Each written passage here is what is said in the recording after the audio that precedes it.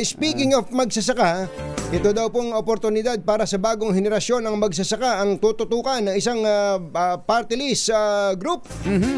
Pakinggan natin ang report ni RH52 Edniel Parosa. Come in, Edniel! Come in, Edniel! Mapalalakas pa ang sektor ng agrikultura dahil sa planong paigtingin ang pagtutulungan ng pamahalaan at ng mga agri-graduate ng pampublikong pamantasan. Binigyang din ni Trabaho Party List spokesperson Attorney Michelle David Espiritu na malaki ang ibubunga ng panukala ni Pangulong Bongbong Marcos na gamitin ng mga agri-graduate para palakasin ang local seed production sa Pilipinas. Sa panayam ng DZRH, sinabi ni Espiritu na welcome development ng plano ni PBBM na atasan ng mga ahensyang makipag-ugnayan sa mga state universities at colleges o SUCs upang maipatupad ito. Una nang ipinag-utos ni Marcos sa Private Sector Advisory Council na dapat tutukan ng SUCs ang research and development upang mapalakas ang local seed production.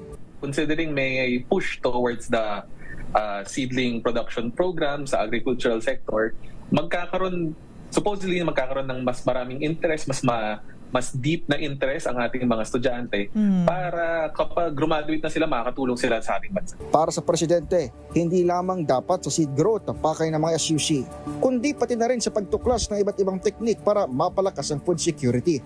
Naniniwalang tagapagsalita ng Trabaho Party List na mapalalawig din ang interes ng publikong sektor ng agrikultura upang mapaunlad ito ng mga manggagawang Pilipino para sa mas nakararaming Pilipino. Ito si Edniel Porosa, nag-uulat para sa DZRH. Una sa Pilipinas, una sa Pilipino.